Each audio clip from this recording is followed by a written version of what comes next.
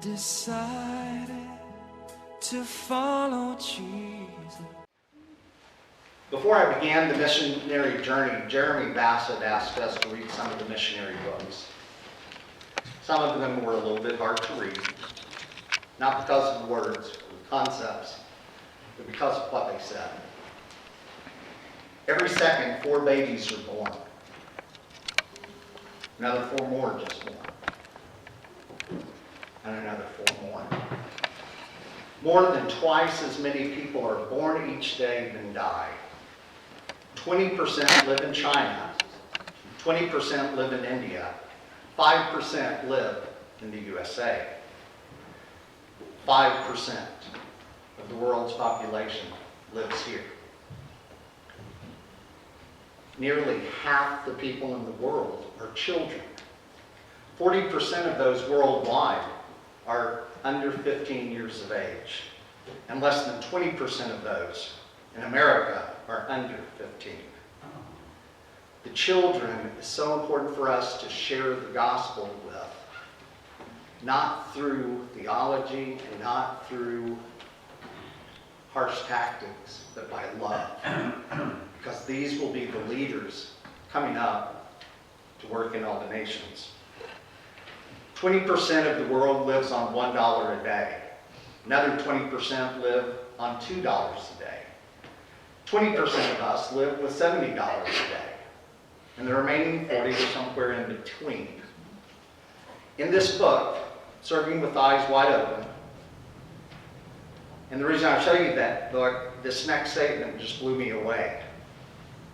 The combined income of 447 wealthiest people in the world is more money than combined everywhere else. Everyone's struggling. They're struggling here, they're struggling there. This will really get you. Americans make up 5% of the world, but yet we consume 50% of the world's resources. When Jeremy Bassett was here, he talked about missionary experience by starting out by saying the Bible is nothing more than a missionary document. And that is true. When you look back through, beginning to end, it's about a journey of missionaries going to talk about the love of God. We also found out that the missionary experience is different than the missionary trip. And when you break that down, an experience means that you are actively involved in a relationship. If you're on a trip, you're there for your own self, which is fine. There's nothing wrong with taking vacations, you know. Our journey of faith is so much like that. We have to be in a relationship with God. And as a child, I used to think God was up here in the clouds somewhere. God is in every one of us. So I have to be in relationship with you to experience God here.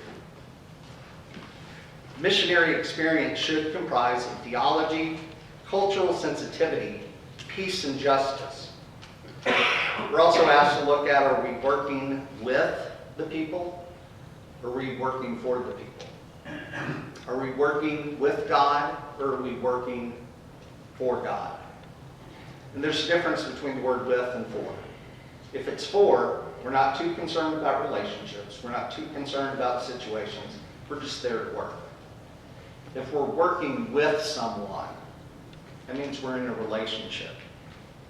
John Wesley said we should care for others, we should care for ourselves spiritually, and we should seek justice. Our relationship with Jesus draws us closer, which propels us towards the world. God's plan in creating us is to reshape the world through our interactions with people and following with a heart of love. That's why we're here. God created us here in flesh to be the missional work in the world. I was first introduced to South Africa over 17 years ago through the movie The Power of One. I had a dream that I would go to South Africa. My paychecks, I didn't know how that was going to happen. For 17 years, I watched that movie probably 150 times. Love that movie. Fell in love with South Africa. When Jeremy Bassett came here last fall and spoke and said he was going back to South Africa on a mission trip, I knew God was letting me to go back. Our faith is developed through an active, intentional, and participation in God's mission. Let me read that again. We have to be in an intentional participation in the work of God's mission. And we can do that here, we can do that there, we can do it everywhere. As many of you know, I was diagnosed with type 2 diabetes about 2 weeks before I was to leave. Didn't know if I was going to leave. I also had to come to the realization that if I forced myself into a situation just so that I could go, it would not be healthy. So I just gave it to God. And I focused on what He wanted me to focus in on, which was me. I've never taken the time to take care of me. Luckily, I got my numbers down below 200. My doctor sent me to South Africa. So on the Friday night before I was to leave, I figured that was a good time to pack. So I started to pack. And I was flying off to a place that I had left my heart 2 years previous. I was immediately thrown into a group of 11 other people. I made up the 12. Knew hardly anything about them, and I was going to be living in close quarters with these 11 people for 14 days. Guess what? If you read Proverbs 21:17, it says, iron sharpens iron, so one person sharpens another. We had moments of frustration, we had moments of joy, but we learned how to work together in those situations. And it's a lot easier to let things go when you're in a foreign country, because you're like, man, if I let this bother me, I'm way far away from home. This is not going to be cool. And it's interesting because one day I had forgotten, well, funny thing was, customs somehow messed up my packing when I went through, and I couldn't find my glucometer, which tests your blood sugar. I didn't know what I was going to do. The next day we were able to get one at the local chemist store. They don't call them drug stores, they call them chemist stores. I tested my blood. It registered 4. I panicked. I thought, my God, why did He send me here to die? Jeremy said, Mark, we're on a different measurement system. And I was like, well, what does that mean? He said, I'm not a chemist. So we found a chemist, we found out where my numbers should be, and I was able to rest.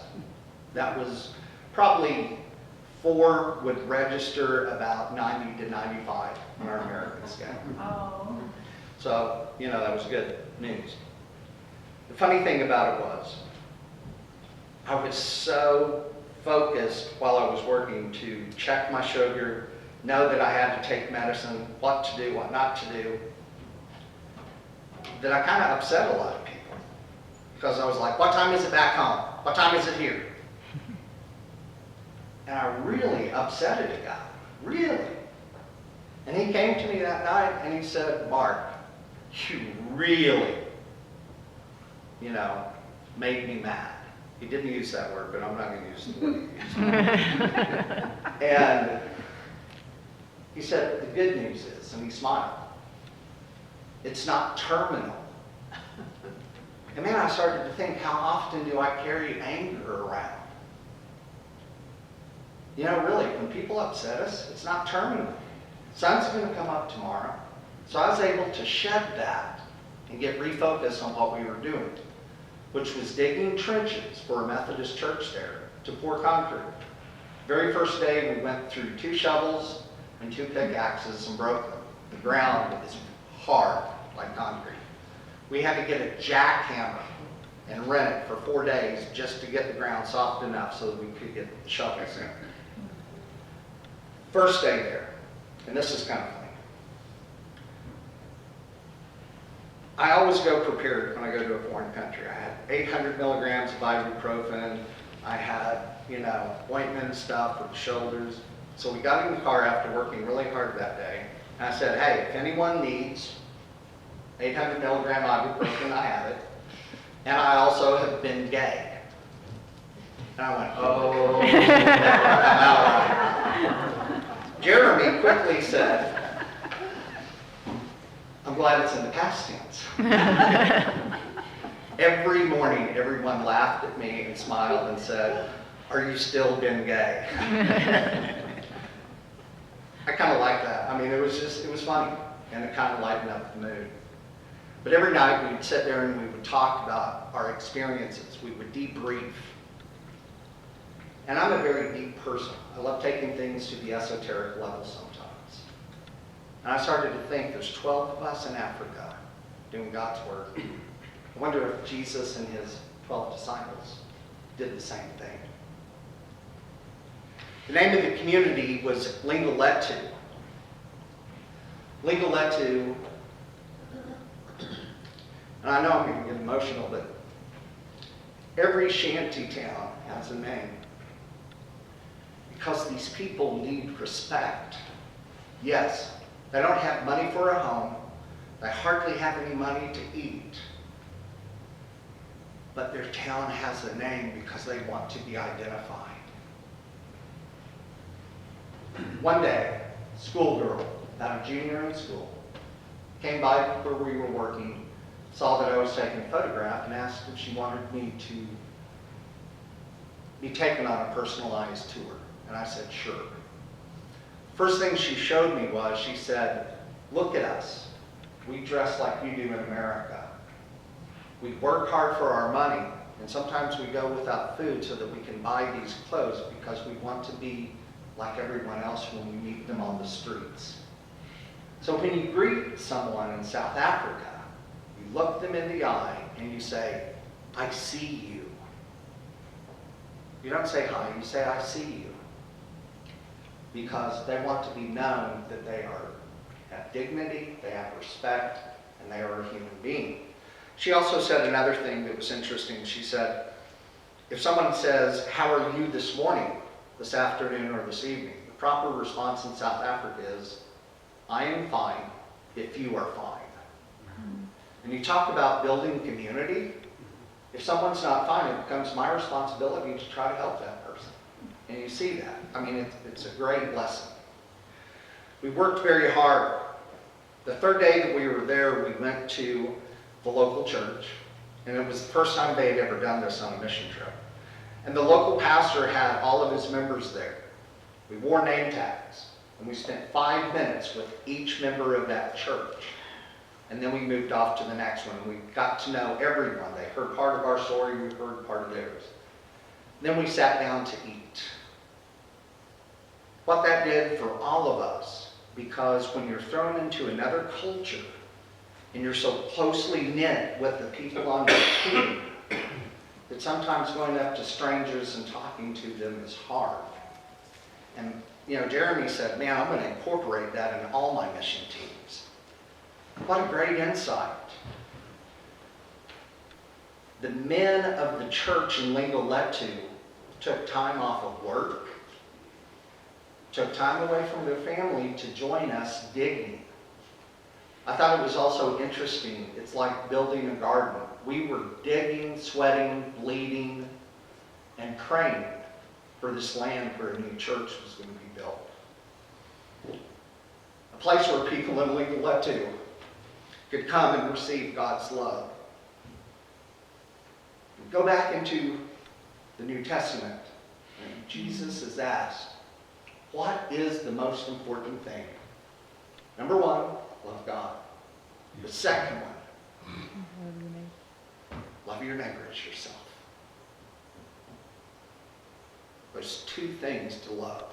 And I guarantee you can open the Bible, scare people, and say, you need to accept Christ, you're not burning, going to hell, and all that. I'm telling you, love says more. Love says more. Jeremy also has us working at another nonprofit on any team that he takes. We're there for Methodist work, but we also have a side project. Our side project was with Elkanah Childcare. Elkanah is a Hebrew word that we heard 3 different types of interpretation. Basically, it's God creates. The kids there are 8 to 18. There was one 7-year-old that they allowed in because his family needed money so bad that they sold that 7-year-old for the sex trade business.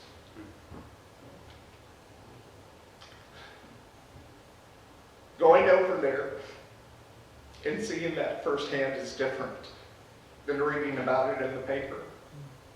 And there is a place over there that is reaching out to those kids. They have social care. They have caseworkers. And if they can go to public schools, they send them. And if they don't and can't, there's an in-house tutor that will teach them. Some of them are there because they're homeless. Their mother and father have died of AIDS. The first day, the kids wanted nothing to do with us. We went there to paint and to retile the girls' dorm rooms and to buy them all comforters, sheets, and something new. In the 10-year history, no one had ever loved those kids unconditionally like that. The director laughed and said, "My personal ATM is Jeremy Bassett."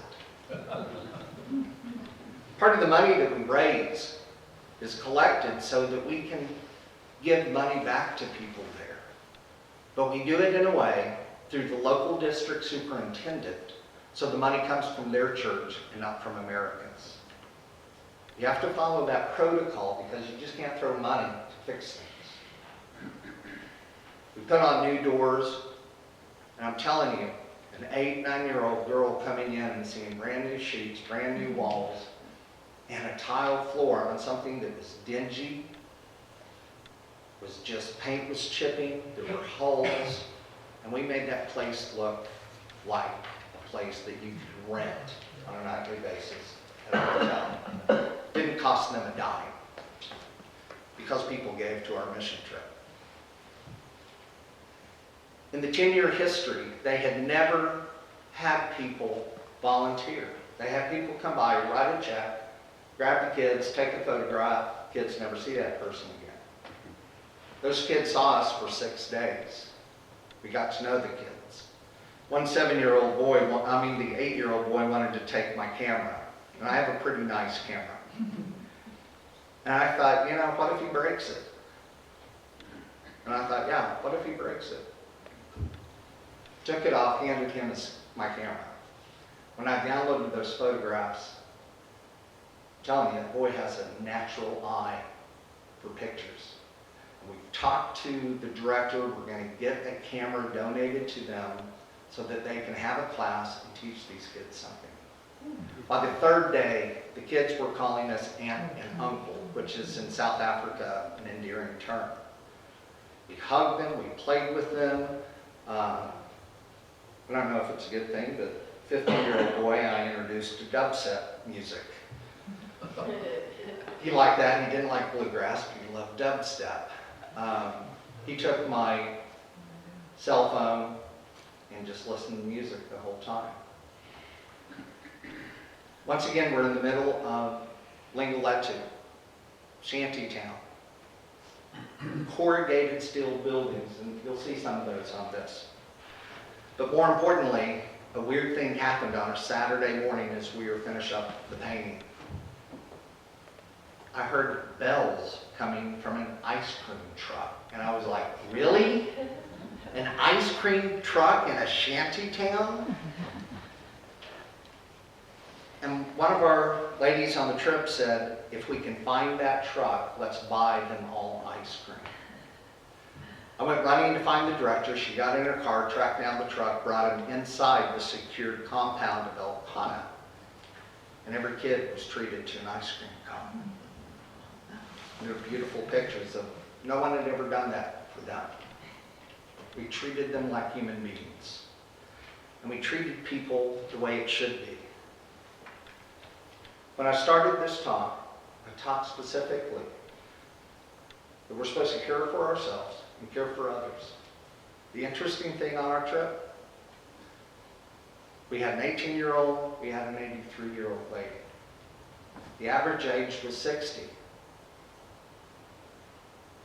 All of us have an opportunity to do missions. Why? Why is it important to do missions? It's important to go and to represent a family. There's no way I could have afforded the $3,000 to go. This church and one high school buddy funded the trip. All of you gave in here. All of you. I represented you. I was your arms and legs. You gave me the opportunity to reconnect in a place I never thought I could go back to. And people's lives are changed. Those kids will never forget us and what we did. Ever. That is because you gave to missions. That's why missions are important. Missions are important here. Last night I was down at Skyline Urban Ministries for Saturday night, and the majority of the people there, 90 if not 100, were homeless. And there were also the ones with medical, mental issues, the ones that society has casted to the side. And when the time came for prayers, Claudia handed the microphone over to a homeless lady. I recognized her coat. I recognized her knit cap because she was someone I rode on the bus when I was taking bus 5, 6 years ago when I didn't have a car. I now know her name is Judy. She had a praise report. 3 people had shook her hand this week, and 2 of them had talked to her for 2 minutes. She was happy. Well, that brought me to my knees. But then she led us all in prayer. A homeless person coming to be loved is praying for her other fellow brothers and sisters. All of us can do mission. We don't have to go to a faraway country. We can do it right here. There's plenty of people.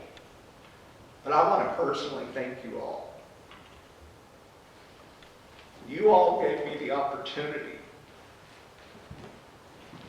to change my life and others. And I will never forget that. Thank you. In the name of the Father, and the Son, and the Holy Spirit. Amen. Amen. I have decided to follow Jesus.